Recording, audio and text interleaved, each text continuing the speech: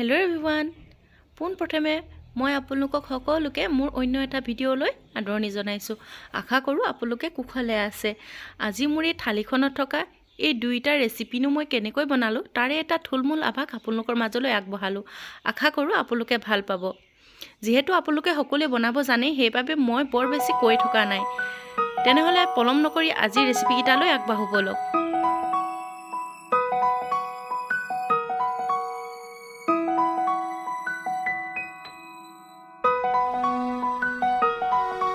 এই সকলোখিনি বস্তু ভালদৰে মিলাই লৈ মই এতিয়া 1 ঘণ্টাৰ বাবে এইখিনি মেৰিনেট হ'বৰ বাবে ৰাখি দিম। আৰু আনফালে মই পাতত দিয়া মাংস ৰেচিপিটোৰ বাবে এখন প্লেটত অলপ মাংস লৈ তাত জোখৰ পৰিমাণৰ পিয়াজ, এটা জলকীয়া থেতিলিয়াই লোৱা, আদা অকণমান আৰু নহৰু কেইফুটামান, সোৱাদ অনুযায়ী নিমখ হালধি লগতে অলপ কেঁচা মিঠাতেল দি ওপৰত মানধনিয়া কাটি দিছোঁ। এইখিনি ভালদৰে মিলাই এখন কলপাতত ভালদৰে মেৰিয়াই লম।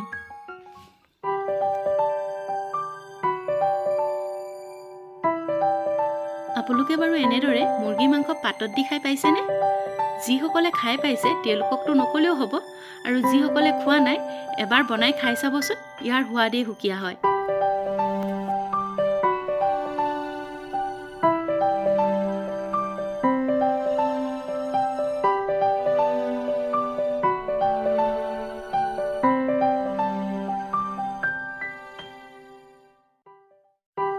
পাতত দিয়া মুৰ্গী মাংসখিনি মায়ে এতিয়া জুই এঙেঠাত দি দিছে।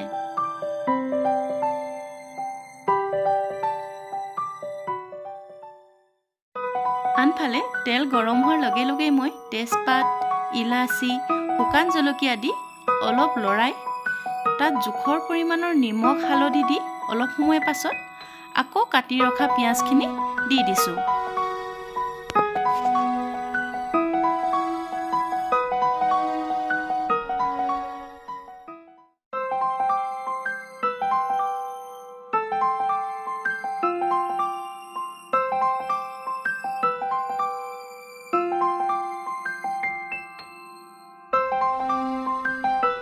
পিঁয়াজখিনি অলপ ৰঙচুৱা পৰোঁতে অথনি মেৰিনেট কৰি ৰখা মাংসখিনি মই ইয়াতে দি দিছোঁ।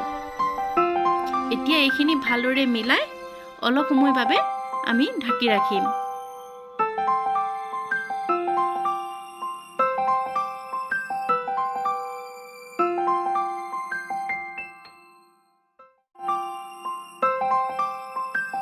মাংসখিনি 50% মান সিজোতে আমি ইয়াত কাটি ৰখা আলু কেইপিচ দি দিম।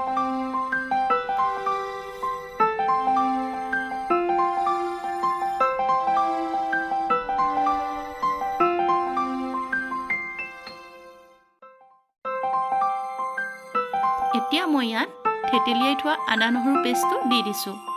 ভালদৰে মিলাই অলপ সময় বাবে আকৌ ঢাকনি দি দিছোঁ। এতিয়া মই ইয়াত কাটি ৰখা বিলাহীখিনি দি দিছোঁ।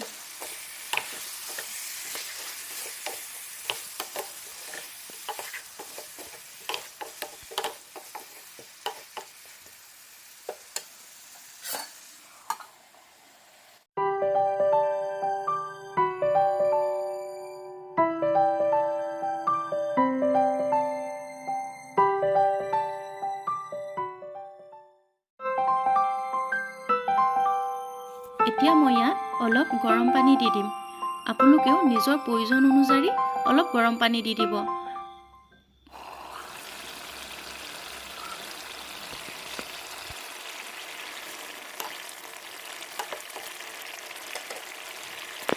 এই দৈ চিকেনৰ ৰেচিপিটোৰ সোৱাদ একেবাৰে ৰেষ্টুৰেণ্ট টাইপৰ হয়।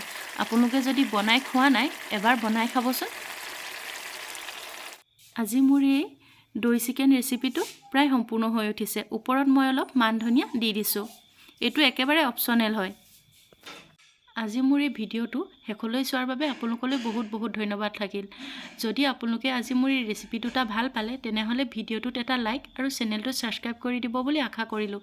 তেনেহলে নতুন এটা ভিডিঅ'ৰ সৈতে পুনৰ লগ পোৱা আশাৰে আজিলৈ আহোঁ। Bye bye.